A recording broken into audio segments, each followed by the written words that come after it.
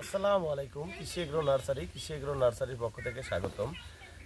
পটল চাষ বিষয়ে কিছু আলোচনা করব। আমার বাড়ি হচ্ছে নাটোর জেলা বড়াই গ্রাম থানায়।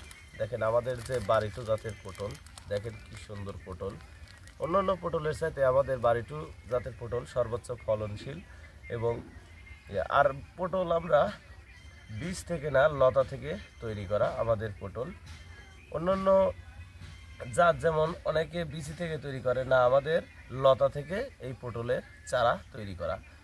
আর এই পটল লাগানোর বর্তমানে উপযুক্ত মৌসুম চলতেছে। এখন যদি আপনারা পটল চাষাবাদ করেন সেক্ষেত্রে পর্যাপ্ত পরিমাণ ফলন পাওয়ার আশা থাকবে, কারণ হচ্ছে ফাল্গুন মাসে এখন লাগালে পটল আসবে। তো ভিউয়ার্স, এটা লাগাবেন উঁচু জমিতে। লাগানোর সময় কোনো ধরনের সার বা ঔষধ দিবেন না।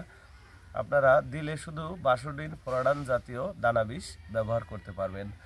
আর এটা হচ্ছে উঁচু জমিতে মাচাতে করলে ভালো হয় এবং মাটিতেও আপনারা এই পটল চাষাবাদ করতে পারবেন। তো আমরা এই যে চারাগুলি দেখতে পাচ্ছেন, প্রতি পিস চারা আমরা 10 টাকা পিস হিসেবে বাংলাদেশের প্রতিটি জেলায় সেল দিচ্ছি।